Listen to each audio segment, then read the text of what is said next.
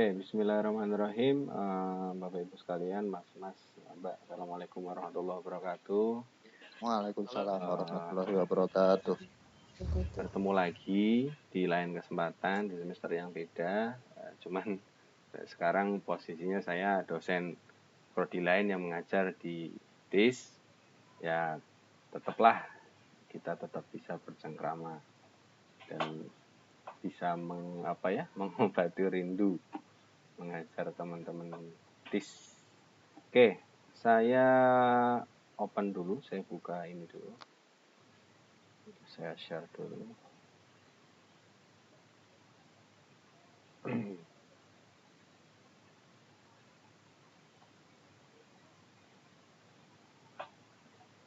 Udah muncul belum?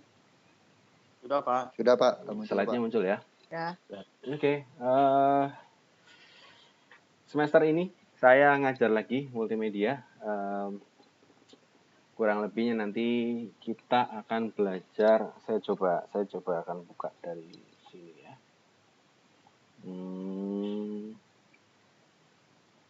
Sebentar.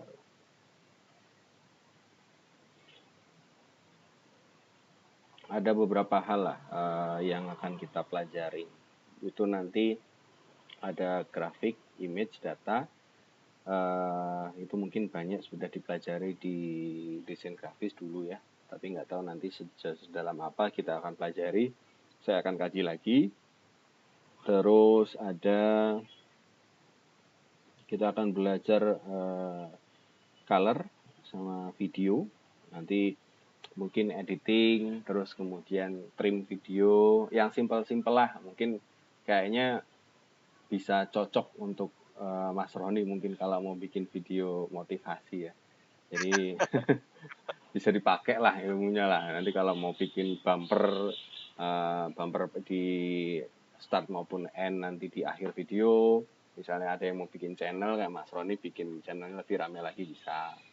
Nah terus basic di digital audio, terus kemudian ada data compression, image compression standar, sama compressing video basic teknik ya.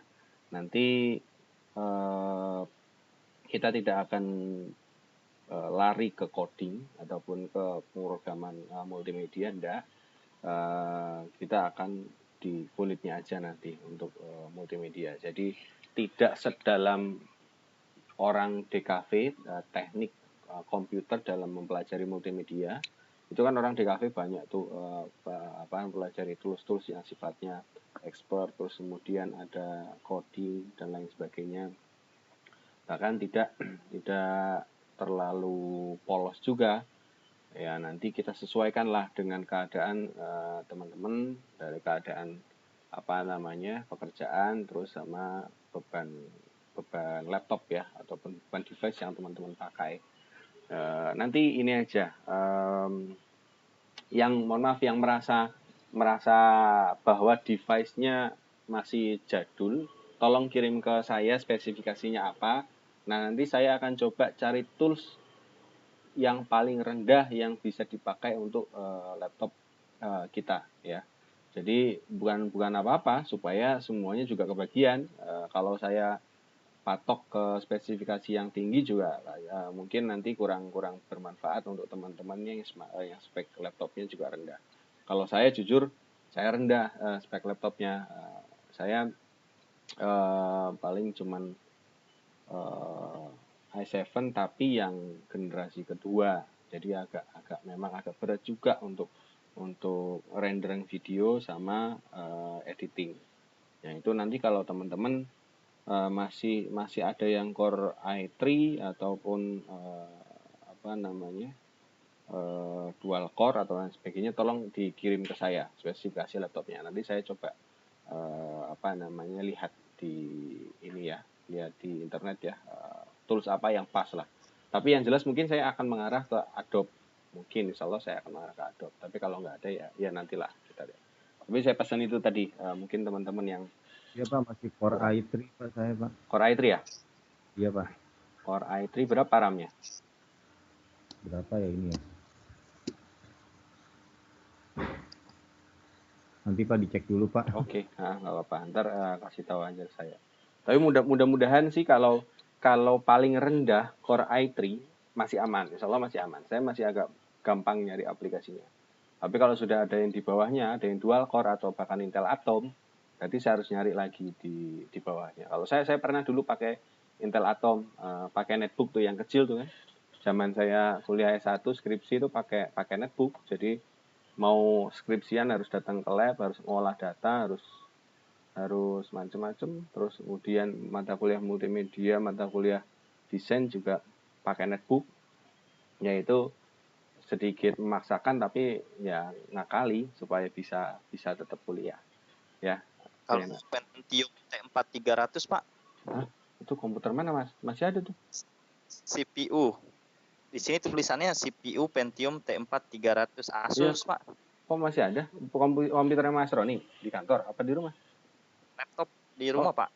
Oh laptop. Asus. Nggak ada. 40 series. Oke. RAM-nya berapa? Memorinya 2 GB Pak. Oh 2 GB. Oke. Paling biasanya jalan aplikasi paling berat apa? Tapi saya kalau video kan pakai Camtasia nih Pak, masih bisa sih Pak. Camtasia masih bisa. Tapi kalau Adobe saya belum pernah install sih. Belum pernah. Selama ya? ini pakai Camtasia bisa. Oh oke. Nanti saya lihat lagi. Mungkin kalau ternyata mohon maaf, misalnya tempat Mas Roni agak perlu di upgrade, berarti mungkin kita akan ngikut ke Camtasia itu. Tapi nanti coba nanti akan saya share beberapa aplikasi buat Mas Roni bisa dicoba.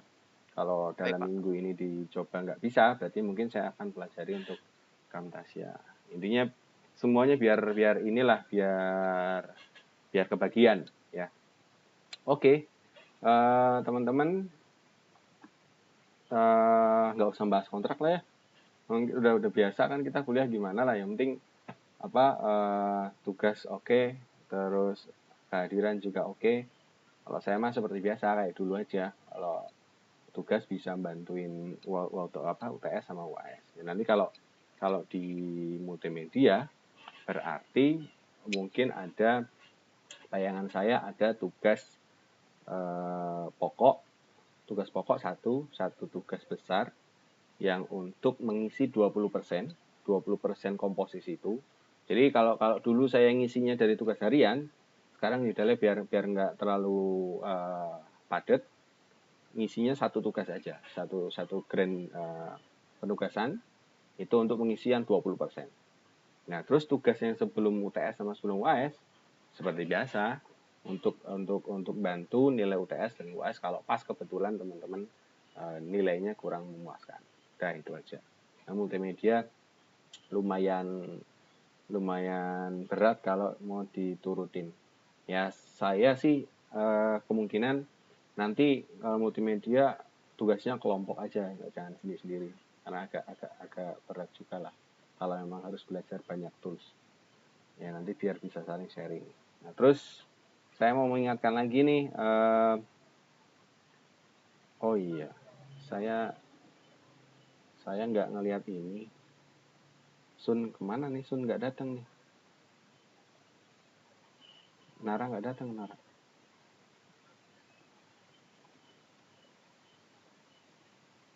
Infonya kemarin sakit sih Pak. Iya sakit Pak. Sakit.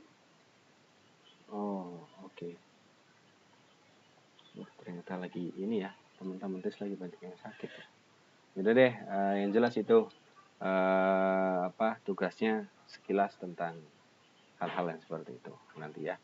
Oke, kemudian seperti biasa, enggak ya, saya baru kali ini kayaknya. Ini nanti kalau ada perkuliahan, saya mulai dari sejak daring itu saya buat channel, isinya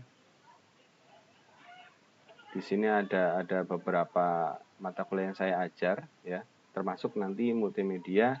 Saya akan banyak upload di sini karena mungkin dari saat waktu saya nerangin teman-teman tidak kebagian atau gimana, atau ada tugas yang sifatnya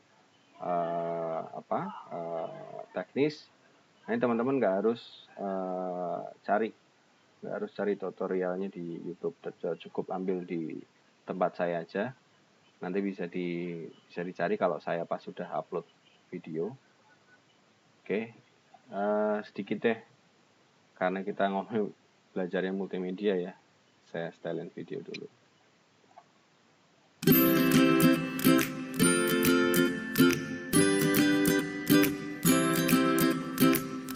Multimedia adalah penggunaan komputer untuk menyajikan informasi atau berkomunikasi dengan menggabungkan berbagai macam media. Adapun macam media tersebut adalah teks, audio, gambar atau foto, animasi, video, dan media interaktif lainnya. Dan bagaimana informasi pada media itu tersampaikan? Agar sebuah informasi tersebut tersampaikan, maka kita membutuhkan sarana seperti media cetak, televisi, radio, komputer, smartphone, dan internet. Ada dua jenis multimedia. Yang pertama, multimedia statis. Arah informasi pada media ini berjalan satu arah seperti gambar, foto, dan video. Yang kedua, multimedia dinamis. Arah informasi pada media ini berjalan dua arah, seperti media interaktif. Adapun multimedia memiliki fungsi dan manfaat seperti menyampaikan informasi, memperjelas informasi, memperkaya informasi, entertainment, dan juga bisa sebagai manipulasi informasi.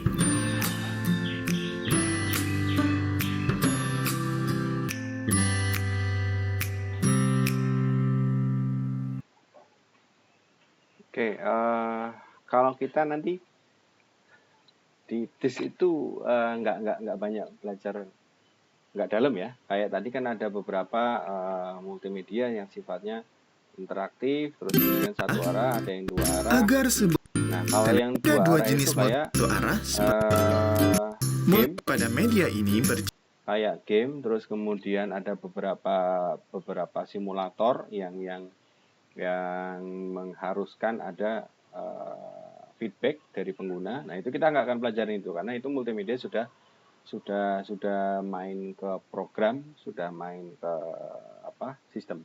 Ya, kalau kita yang statis aja nih, ya nanti belajar tentang image, terus tentang video dan lain sebagainya. Oke, ini hanya sekilas saja definisi tentang multimedia.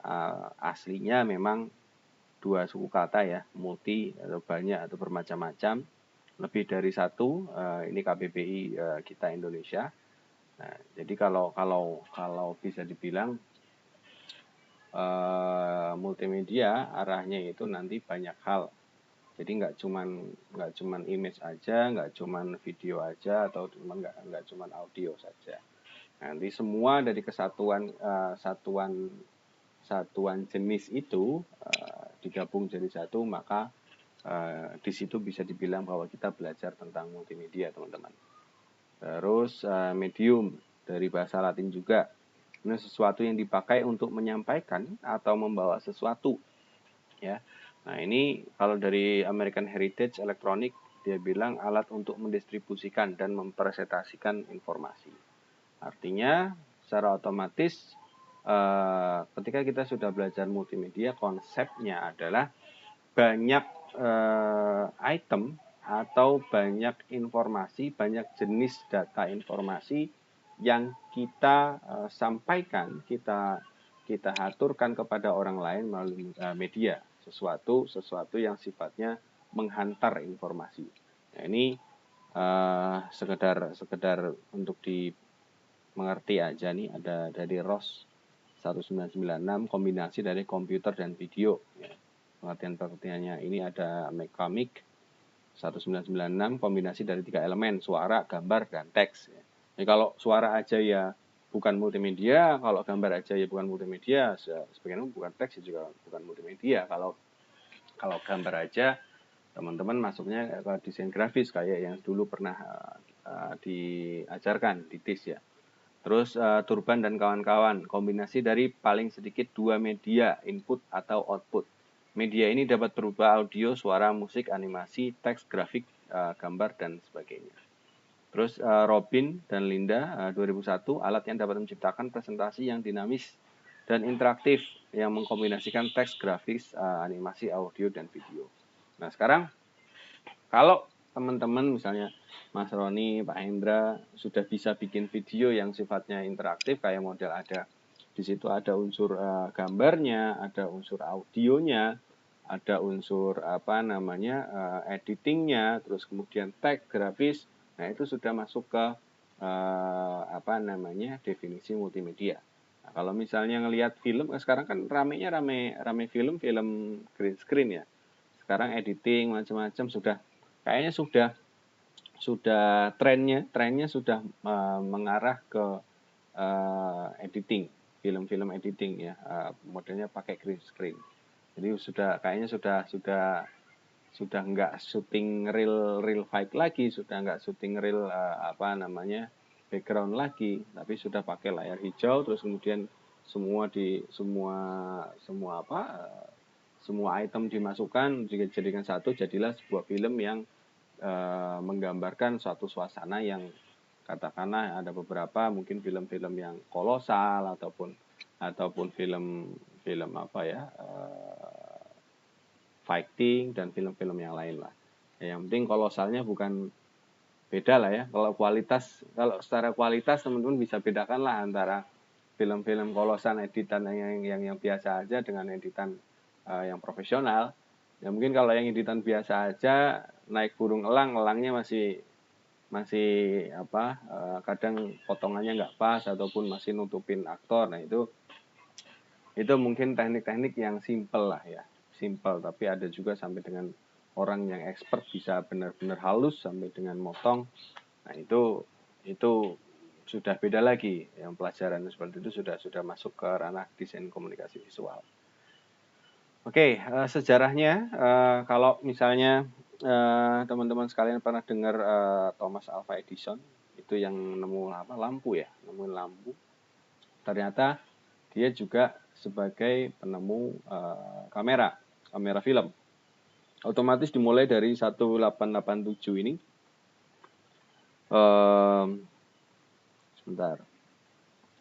Dimulai dari tahun ini eksperimen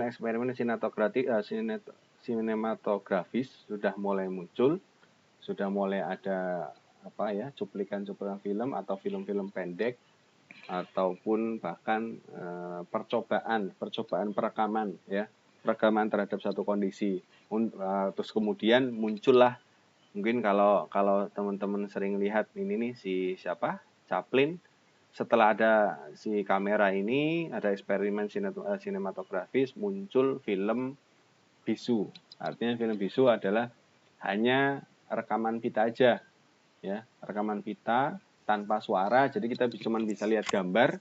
Artinya kalau komedi-komedi yang dipraktekkan oleh si Chaplin itu kan pantomim ya. Jadi pantomim itu sebenarnya realisasi dan mempertahankan eksistensi dari film bisu.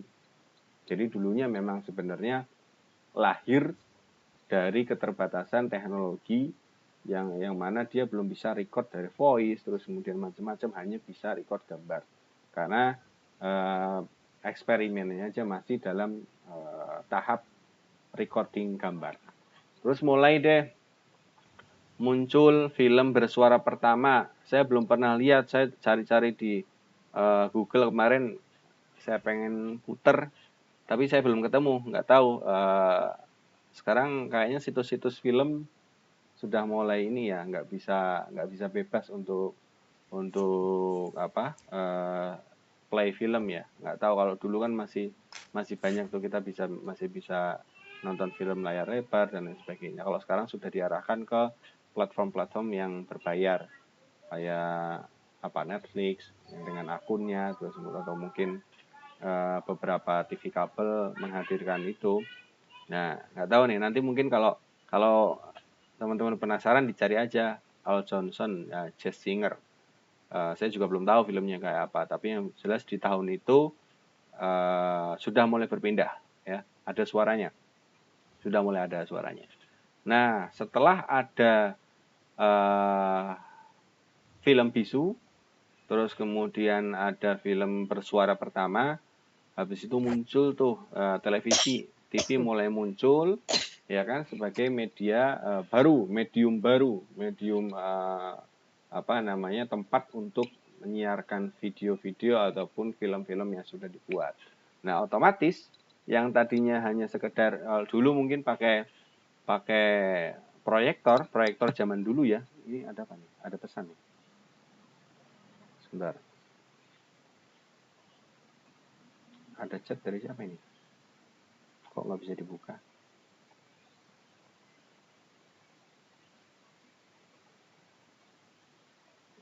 Waduh, laptop saya hang.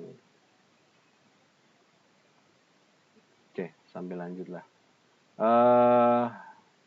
Pak Pandu, maaf saya mohon izin Pak, ada lembur OTS. Oh ya, silakan Pak Nur.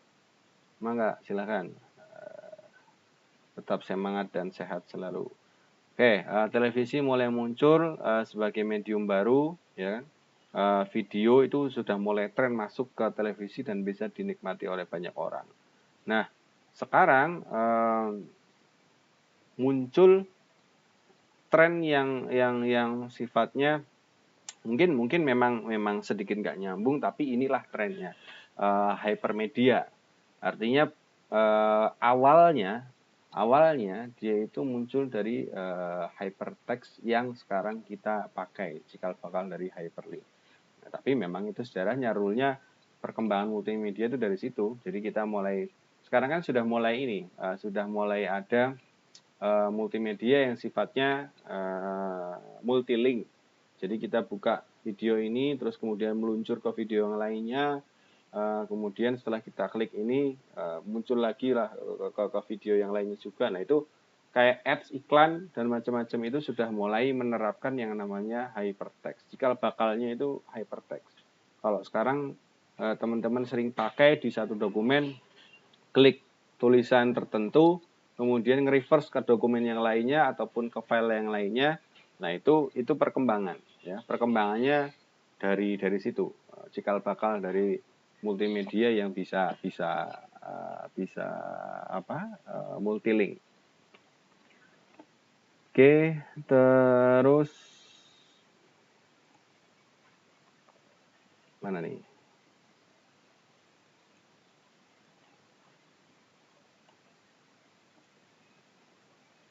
Oke, ada lagi nih, ada video lagi. Tadi saya muter video putus-putus nggak di tempat teman-teman? Enggak, Pak. Enggak ya? Pak. Oke, aman ya.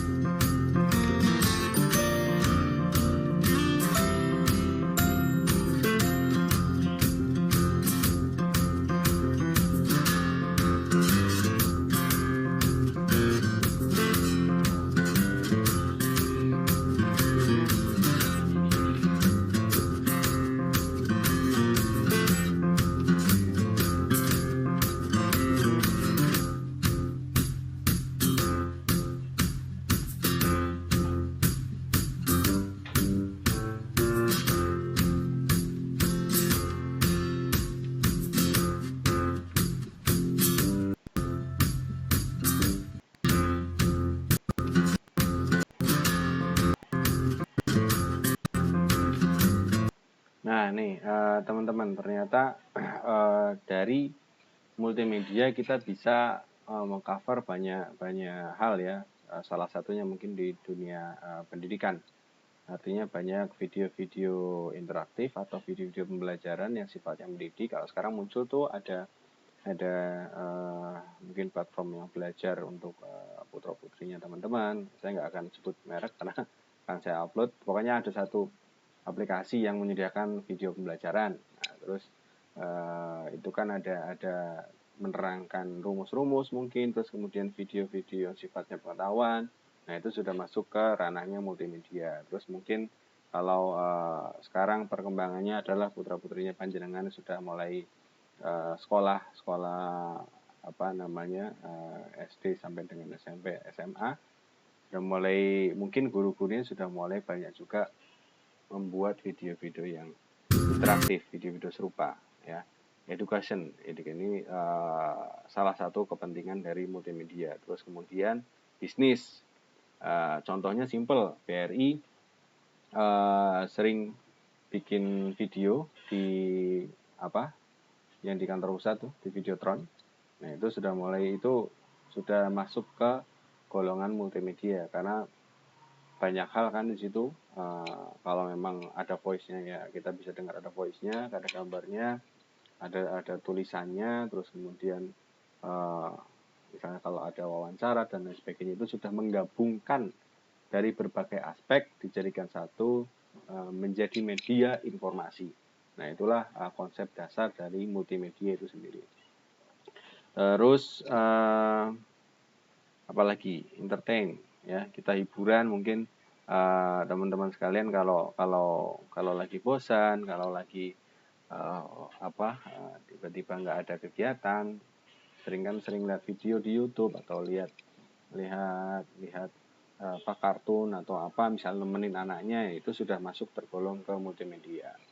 Jadi multimedia itu intinya kalau kita mau lihat sekarang ini, dewasa ini sudah di mana-mana ya, sudah umum, hal yang umum. Artinya bukan hal yang apa ya, kalau saya bilang mudah tidak, dibilang susah juga ya tidak, karena memang pada akhirnya semua orang, bahkan mungkin orang-orang yang tidak tahu IT atau kayak YouTuber misal itu, ya dia nggak belajar di situ tapi dia bisa menguasai segala pengolahan multimedia. Jadi memang sekarang sudah zaman multimedia ya. Sudah nggak zaman lagi textbook. Mungkin kalau orang ada malas untuk baca ataupun lihat media yang banyak tulisannya, larinya kebanyakan ke multimedia ya, ke video-video interaktif. Tapi ya tetap masih adalah penikmat surat kabar ataupun informasi yang sifatnya tertulis. Nah, tapi otomatis sekarang ini juga berkembang media tulis juga tidak mau kalah. Dia ngambil sub multimedia, yaitu desain grafis. Mereka grafis supaya mungkin untuk memanjakan mata, supaya bisa menyajikan informasi yang selain informatif juga menarik. Artinya orang ketika melihat sesuatu tertuju ke situ dan paham apa yang dimaksud. Kayak contoh simpel, mungkin Bu Puji sama Bu Devi misalnya ke mall, sale 90%. Nah, itu sudah masuk ke kategori desain grafis. Dia dengan tujuan menyampaikan informasi yang tertuju pada satu market tertentu, tapi dengan informasi yang mereka create itu si pembaca sudah paham dan langsung tahu apa maksudnya. Ya sama seperti multimedia secara kompleks. Kalau orang bikin video interaktif tapi nggak jelas, artinya hanya sekedar video hanya chit-chat ataupun video kegiatan yang sifatnya bukan edukasi ataupun sifatnya bukan tutorial, yaitu ya hanya sekedar dilihat aja nggak tahu maksudnya apa. Ya, tapi kalau orang sudah punya maksud, oh ini saya mau bikin video promosi, berarti saya harus menciptakan satu image yang menggiring opini si pembaca atau pelihat atau penikmat video ini supaya mengerti apa yang kita sampaikan. Nah, kalau tadi kan sell 90%, berarti kan kita ingin menyampaikan, saya jadi lapar, ada tukang jualan lewat. Ketoprak tuh Pak. Toprak. Oke, Iya. orang pasang gambar sell 90%, artinya kan, sorry, bentar.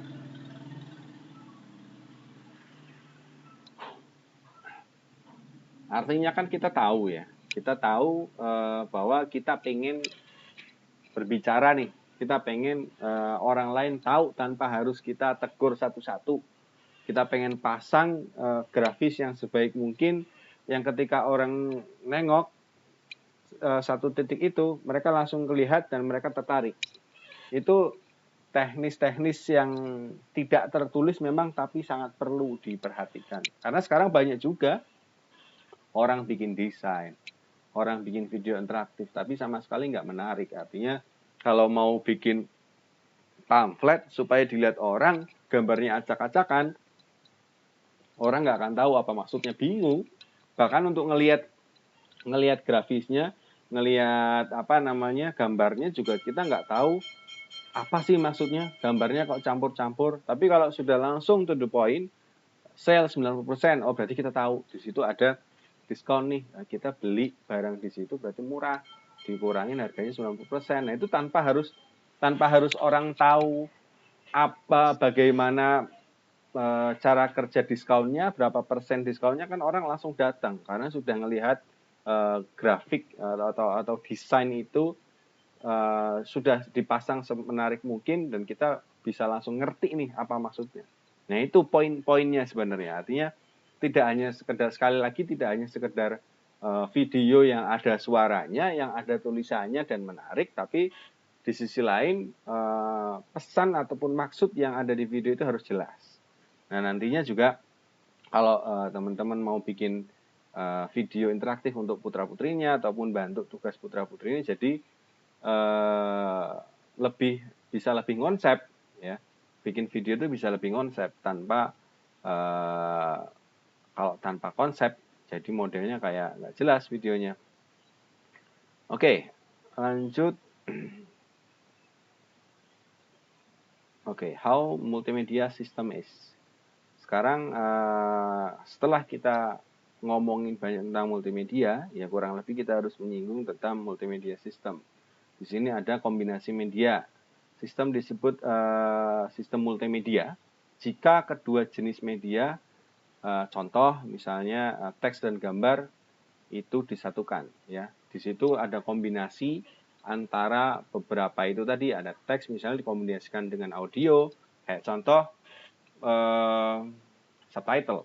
Subtitle itu kan mengkombinasi antara audio dengan teks. Misalnya ada video atau cuplikan yang blank tanpa gambar, tapi ada suaranya. Terus kemudian di situ muncul subtitle atau teks yang memperjelas audio tersebut. Nah, itu masuk ke kategorisasi kombinasi media. Nah, paling nanti soal-soalnya ya gitu.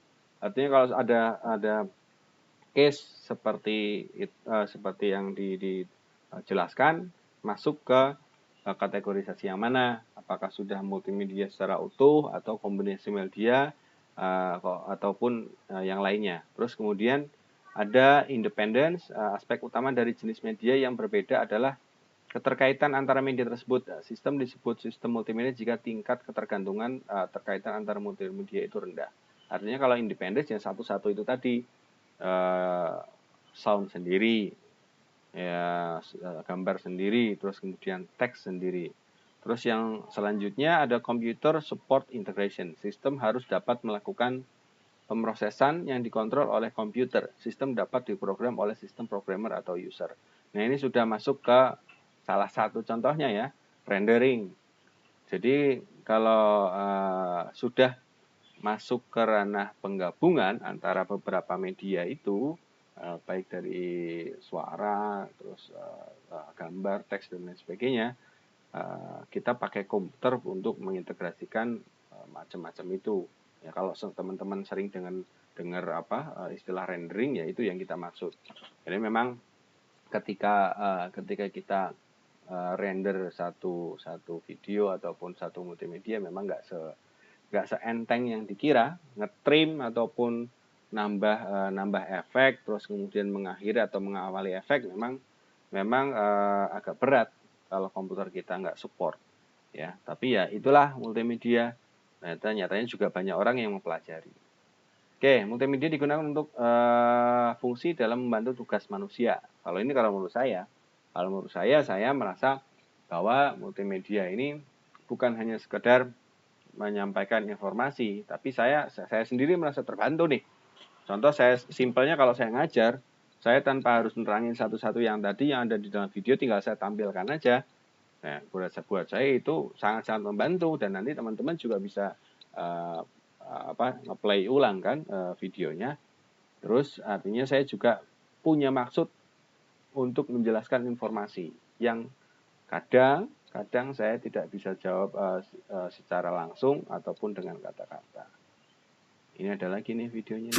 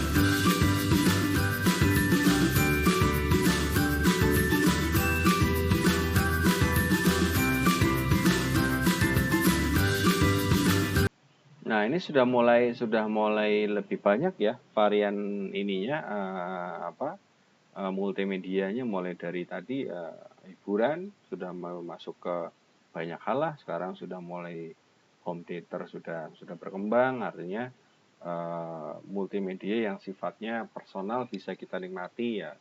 Ada sekarang 3D lah muncul dengan teknologinya, terus kemudian komputer game sekarang grafiknya sudah mulai naik, sudah mulai meningkat.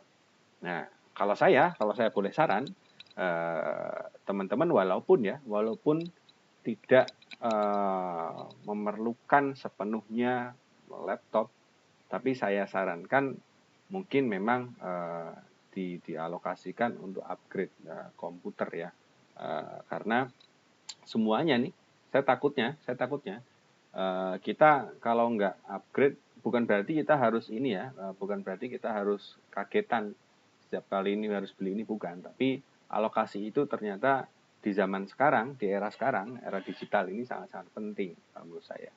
Tidak harus, tapi saya menyarankan untuk ya ada diagendakan lah untuk mungkin keuangan pribadinya untuk sekedar upgrade personal komputer, ya dari komputer ataupun mau laptop. Nah itu karena sekarang semuanya nih sudah dipaksa untuk upgrading.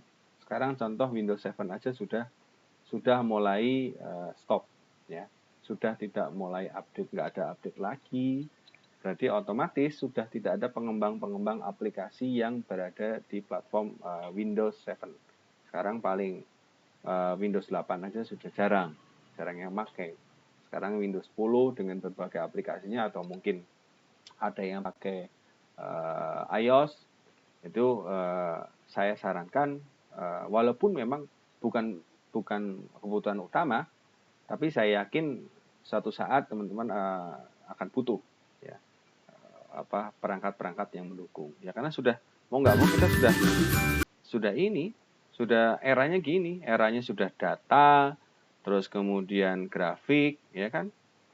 Terus kemudian informasi sifatnya sudah bukan hanya sekedar tulisan aja, tapi semua bisa ditampilkan baik grafis ataupun gambar atau bahkan video. Nah, kalau perangkat kita nggak support, ya saya takutnya nanti ke depannya pekerjaan akan sangat-sangat terganggu karena saya menangkap isu dari BRI sendiri akan banyak nantinya transformasi digital besar-besaran. Artinya ya mau nggak mau kayak saya pribadi walaupun saya bukan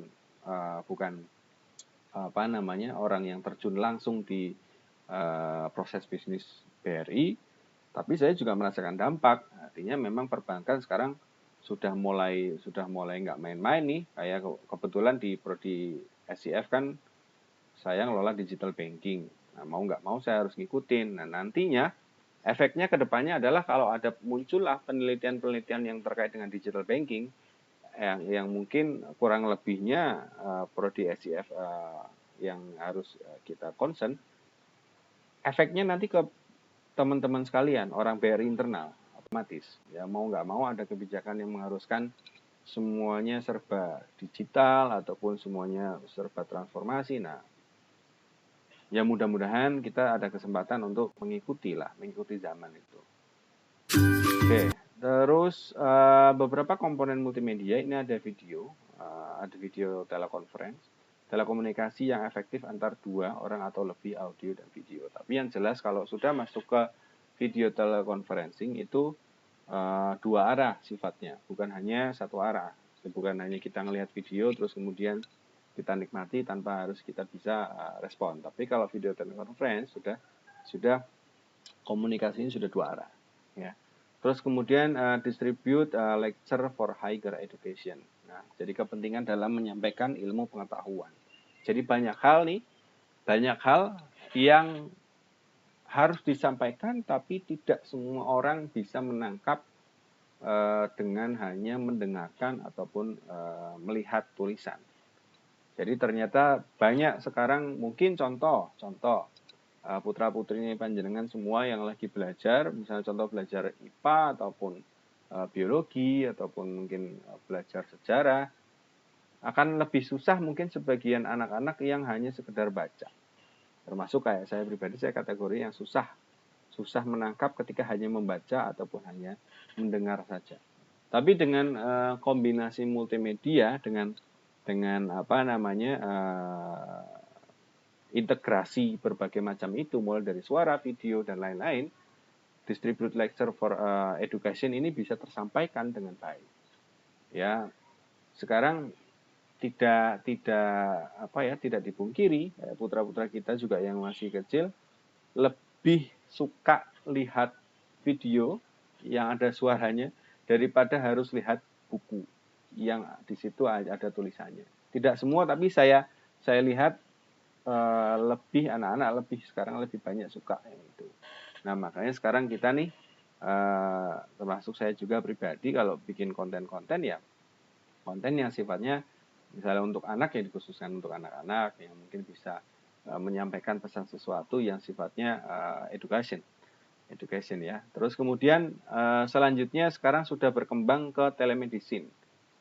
Layanan kesehatan berbasis teknologi informasi yang memungkinkan konsultasi, teman-teman.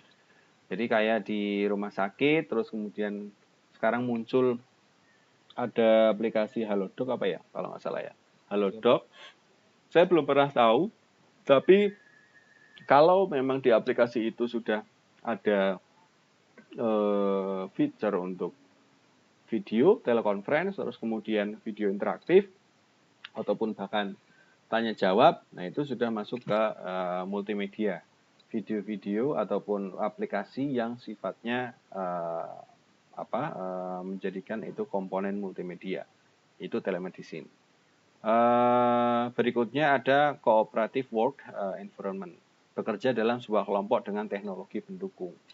Sekarang kalau misalnya rekan-rekan sekalian punya kerjaan grand project ataupun misalnya ada satu PR dikerjakan dalam satu kelompok di kantor, pasti kan kerjaan mungkin nggak hanya sekedar data ataupun surat kabar dan lain sebagainya yang harus kita lihat, tapi berbagai macam informasi yang dihadirkan via grafis, via video ataupun testimoni yang harus kita dengarkan, kebanyakan memang disampaikan melalui multimedia.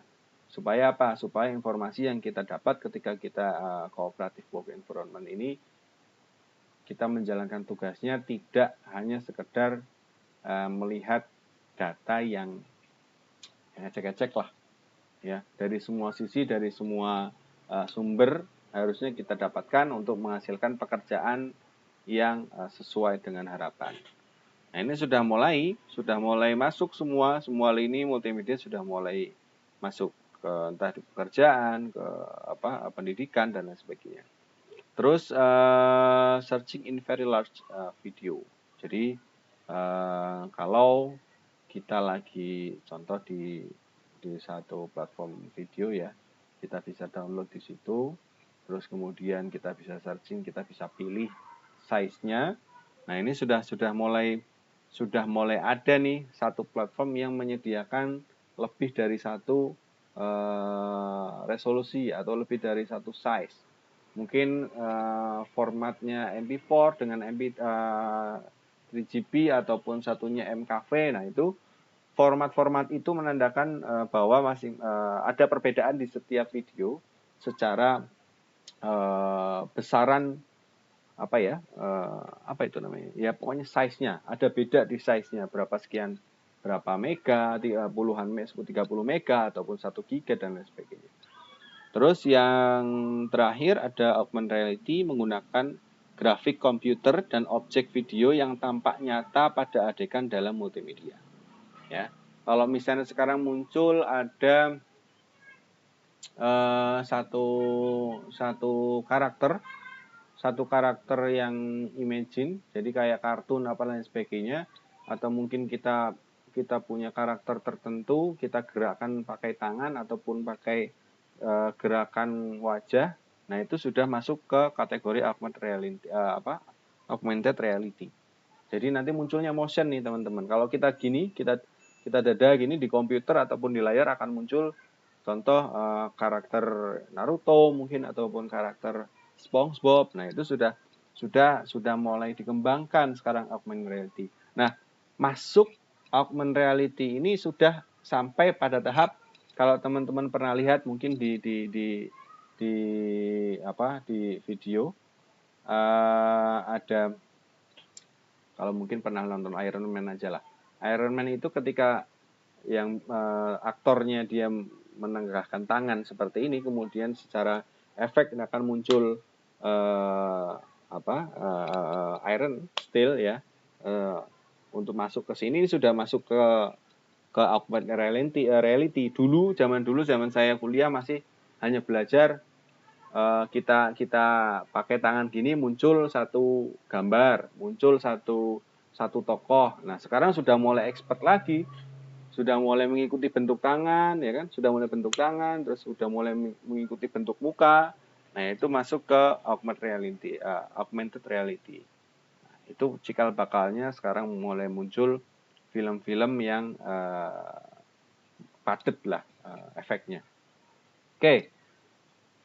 Kemudian beberapa hal yang mungkin nanti bisa dilihat terkait topik penelitian pada bidang multimedia. Jadi yang pertama ada multimedia processing. Karena kita ini ya, karena kita mahasiswa ya, kita juga nggak hanya belajar operasionalnya ataupun cara-caranya, tapi kita juga belajar tentang beberapa hal yang sifatnya ilmiah di dalam mata kuliah multimedia. Nah, ini beberapa topik. Yang pertama multimedia processing and coding. Content analysis multimedia, ya, itu masuk ke multimedia processing and coding. Biasanya kita kayak ini nih, kayak contohnya ada orang lagi deteksi kamera CCTV. Misal contoh ada kriminal atau dan lain sebagainya. Banyak kan mungkin orang forensik untuk mendeteksi satu kejahatan tertentu kan melihat video ya. Ada mungkin teknik-teknik tertentu yang dipelajari dan diaplikasikan terhadap konten itu supaya mendapat satu informasi yang strategis. Nah, itu salah satu topik yang lumayan seru kalau mau multimedia. Tapi yang jelas ya agak berat karena butuh support dari device yang mumpuni. Ada pengambilan multimedia berbasis konten, terus kemudian keamanan multimedia, image processing, compression dan lain-lain. Keamanan multimedia itu ketika memang kita pilih suatu konten tertentu dapat dinikmati oleh range usia tertentu. Kalau sekarang ada nih di platform yang biasa kita pakai untuk melihat video itu kan, apakah Anda berusia di bawah 18 tahun ataupun di bawah 17. Nah, ketika kita pilih salah satu, berarti konten-konten yang akan kita nikmati adalah sesuai range yang kita pilih. Nah, itu sudah mulai itu muncul penelitian di bidang itu. Terus kemudian image processing, pemrosesan gambar, compression itu penurunan size, isunya ya, penurunan size tanpa mengurangi kualitas informasi.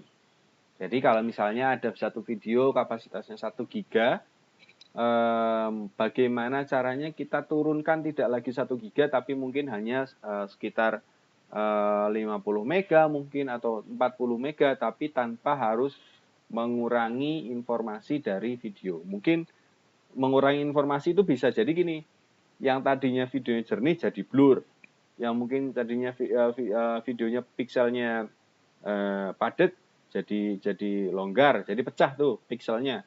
Nah, itu yang sekarang banyak diteliti, kompresi tapi tanpa menurunkan kualitas atau informasi dari media tersebut. Terus multimedia system support and networking. Ini ada protokol jaringan, internet, sistem operasi yang teman-teman pakai ini kayak Windows 7, Windows 10, iOS dan lain sebagainya. Server client, quality of service and database. Jadi topik-topik ini di multimedia juga muncul otomatis. Bagaimana internet ini bisa menjaga kestabilan pengiriman data ya yang berupa multimedia, entah itu video ataupun musik. Artinya kan cara kerja internet atau kayaknya dulu saya pernah nerangin tuh yang di jaringan atau mata kuliah apa ya, yang layar itu kan otomatis ketika ada satu data tertentu masuk ke layar dasar kemudian naik ya kan, naik begitu diterima kan yang masuk itu kan bit ya, datanya per bit tuh, bit satu-satu masuk. Nah, bagaimana sih internet itu menjaga supaya data ataupun size yang ada itu tetap terjaga. Nah, sekarang contohnya perubahan dari pengiriman internet itu sekarang kan ada di, mungkin teman-teman pakai kalau chatting, aplikasi chatting yang sekarang dipakai sering muncul yang hijau itu warnanya, itu kan kalau saya nggak tahu ya, tapi kalau saya ngelihatnya gini, kalau kita ngirim gambar dengan resolusi tinggi, yang nerima pasti resolusinya agak turun, agak kecil. Jadi mungkin itu salah satu policy atau kebijakan dari si pemilik aplikasi tersebut supaya traffic yang ada di dalam range aplikasi itu tidak terlalu berat ya. Nah, itulah teknik-teknik yang kalau teman-teman mau pelajari tentang internet multimedia nanti di dalamnya ada itu, pelajari tentang itu. Terus multimedia tools and system and application. Ada hypermedia system, user interface, authoring system. Sekarang user interface itu kayak teman-teman misalnya pakai Brimo.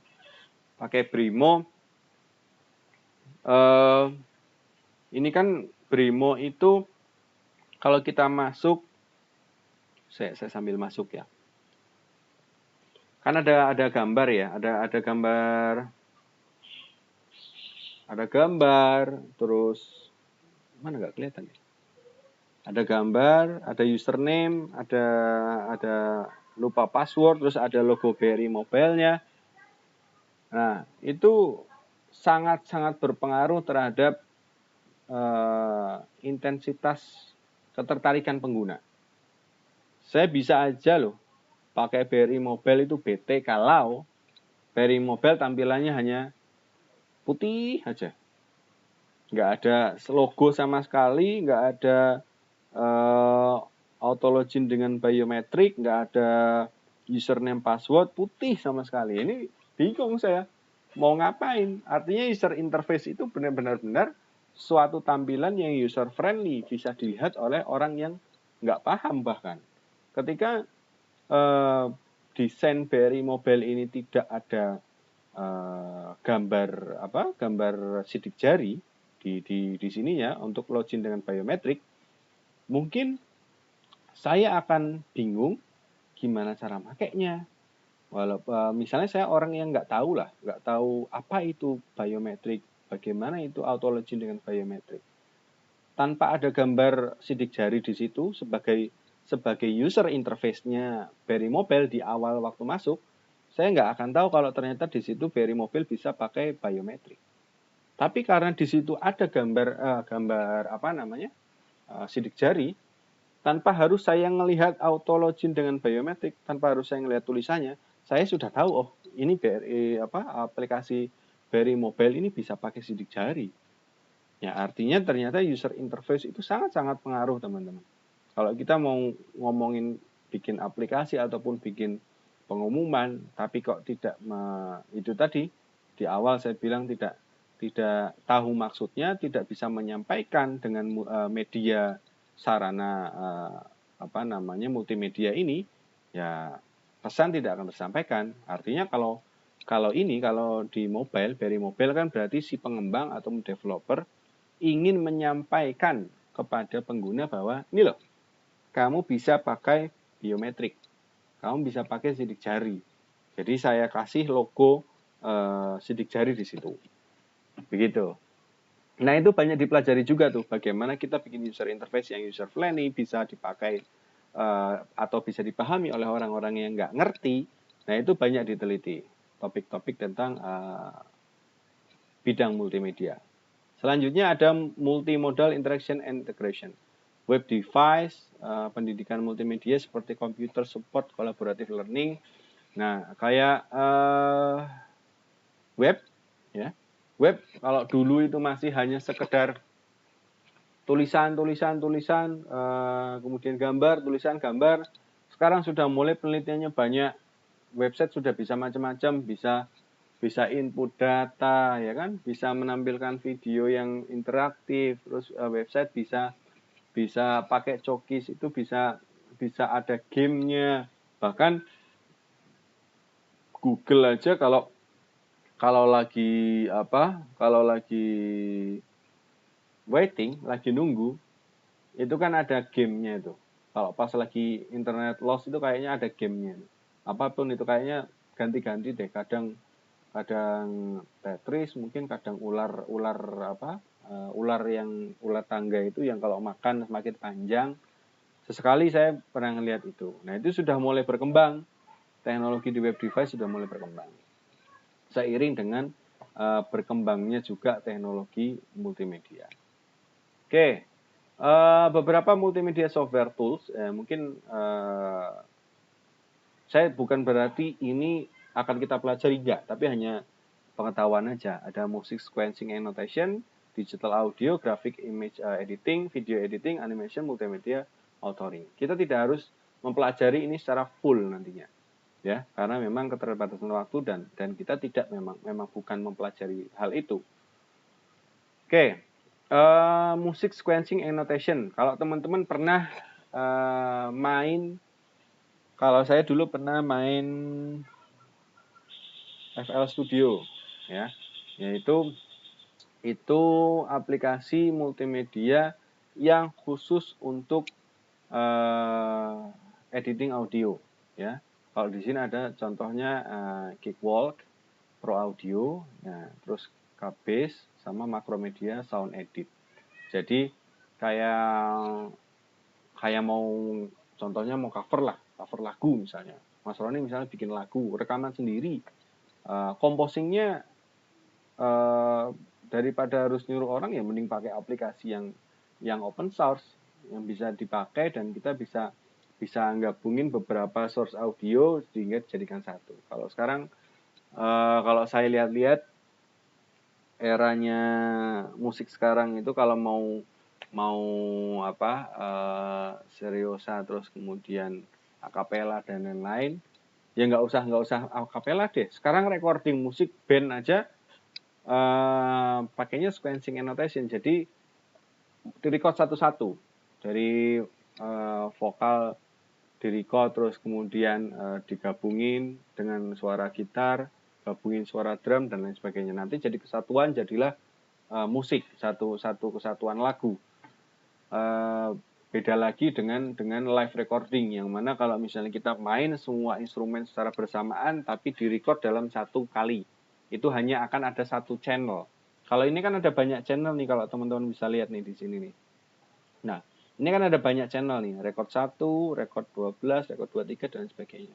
Nah, ini satu channel ya, channel pertama, channel kedua, channel ketiga. Nah, ini kalau nanti kita belajar tentang itu, ya kita akan banyak tahu tentang teknik untuk editing audio. Oke. Kemudian digital audio, di sini ada Cool Edit, Soundforge, sama Pro Tools. Ya nanti bisa dilihat lah. Mungkin kalau ada yang minat untuk urusan editing audio. Jadi mungkin ada yang MIDI, ada yang WAV. Misalnya contoh kayak teman-teman kalau biasanya lagi main organ tunggal, main organ tunggal itu kan file yang dimasukkan ke dalam organ di dalam piano itu file MIDI namanya. Jadi untuk musiknya, terus kemudian kita main touch-nya piano kan.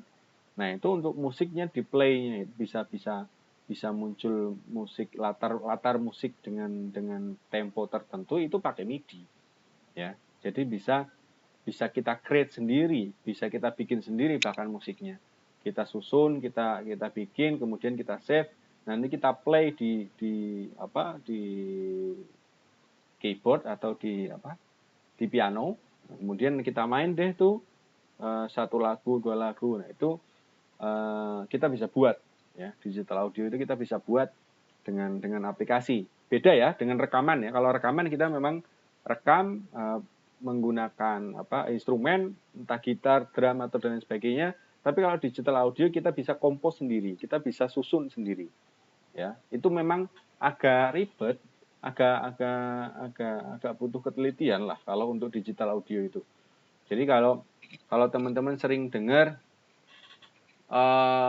sekarang ada musik elektrik, ya, musik elektrik, musiknya pasti beda, banyak efek macam-macam. Ada efek slash, terus ada efek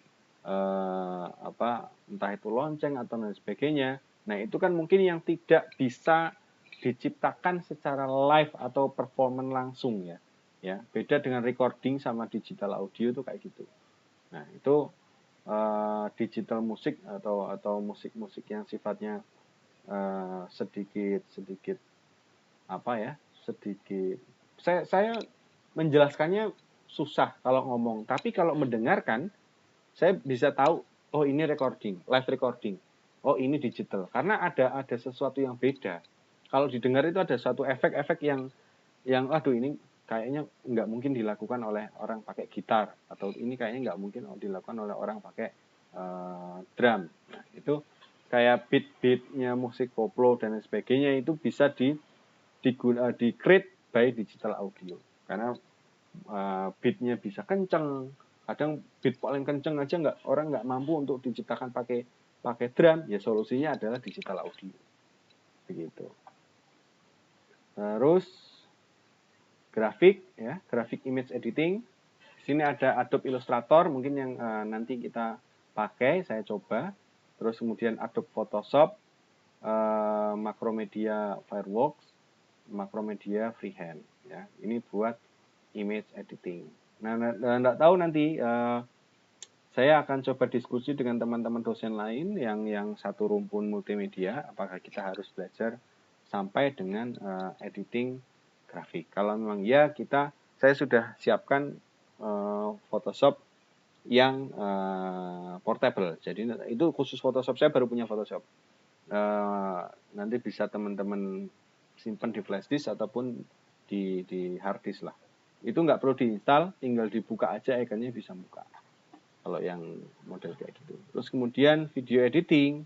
Nah ini nanti sekali lagi saya ingatkan, nanti saya dikirim spek paling rendahnya dari teman-teman yang teman-teman punya. Mungkin Mas Roni bisa juga kirimin tolong speknya, terus sering pakai aplikasi apa. Kalau memang ternyata itu mampunya Camtasia, ya kita pakai itu.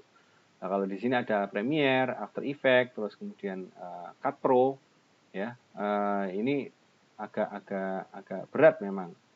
Tapi ya oke lah, nantilah. Saya nggak akan komentar banyak, tapi kita lihat berdasarkan keadaan aja, kemampuan kita. Ya, ini ada animasi, ya kan. Animasi kayaknya kita juga nggak akan banyak belajar karena animasi berat, toolsnya berat, butuh grafik yang tinggi, VGA card yang tinggi, ya. Jadi untuk menjalankan animasi atau grafis itu kita butuh VGA card namanya. Tapi kalau hanya sekedar VGA-nya kecil ya kita nggak bisa. Memang agak berat sih, tapi ya gimana lagi. Di sini ada rendering tools, ada 3D Studio Max. Ini kalau teman-teman mau desain 3D modeling bisa pakai ini, ya. Itu mau bikin denah rumah sifatnya 3D ataupun mau bikin karakter kartun yang 3D, dan itu pakai ini 3D Studio Max. Ya. Ini memang agak berat nih karena ini butuh VGA card yang mumpuni. Terus media altering. Ini ada Macromedia Flash, Macromedia Director, Authorware, Quest. Flash ini nanti kita kaji juga. Kita lihat bagaimana kemampuan kita, termasuk saya juga, kemampuan di device, mungkin kan atau enggak. Jadi kayak membuat satu interaktif yang vektor, gambar-gambar vektor dan lain sebagainya, gambarnya yang animasi tapi tidak expert, tapi bukan 3D, bukan yang sudah rendering besar, bukan. Ini kita pakai Macromedia Flash, bisa kita pakai sekedar hanya buat audio, video, buat video. Oke, gitu aja. Sedikit banyak hal tentang multimedia. Kita masih pengantar di awal pertemuan ini. Nah, mudah-mudahan minggu depan kita sudah mulai pengenalan ke tools. Nah, sekali lagi tolong saya dibantu, mungkin ya Sabtu Minggu inilah kasih kesempatan saya untuk bisa searching tools apa yang pas untuk kita pakai di multimedia. Ya caranya dengan bantu saya, tolong mungkin kirim WA ke saya lah. Spek komputernya teman-teman apa, nanti saya bisa lihat deh di situ yang paling rendah punya siapa. Nah, nanti saya akan menyesuaikan yang paling rendah.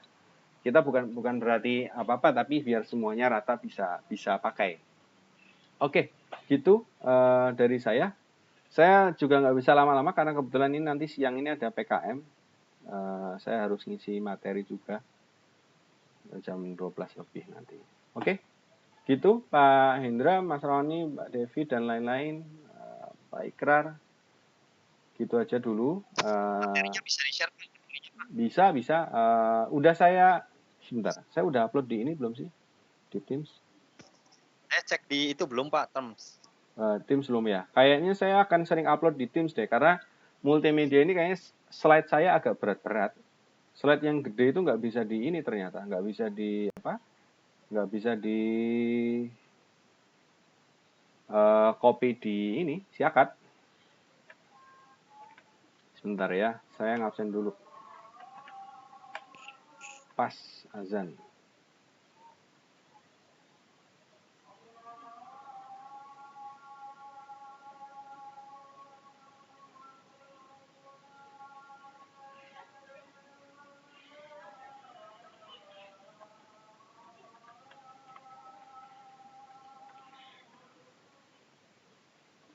Duh.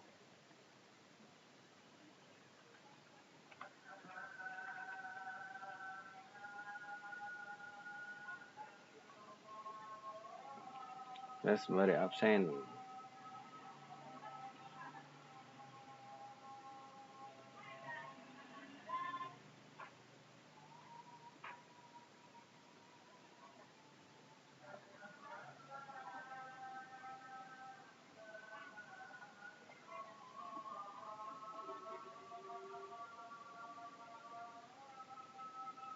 Nilai presentasi kelas. Jadwal perkuliahan. Oke. Edit. Selesai.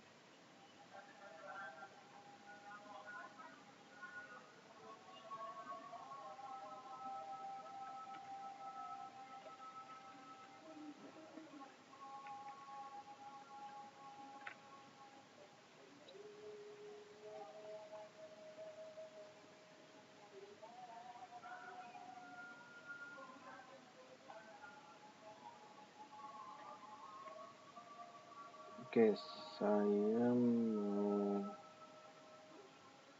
sebentar ya.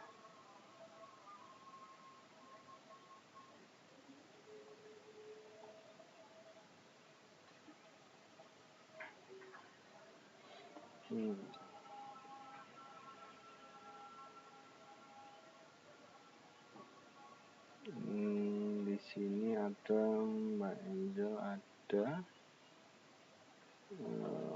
Oke. Devi ada. Terus Dodi Kurniawan tadi ada. Ade Sulaiman ada. Pak Indra ada. Ikrar ada.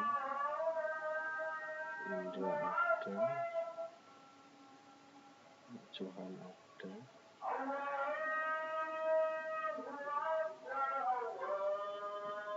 Terus ada. Rio ada. Puji ada. Rian Saktian ada. Roni ada.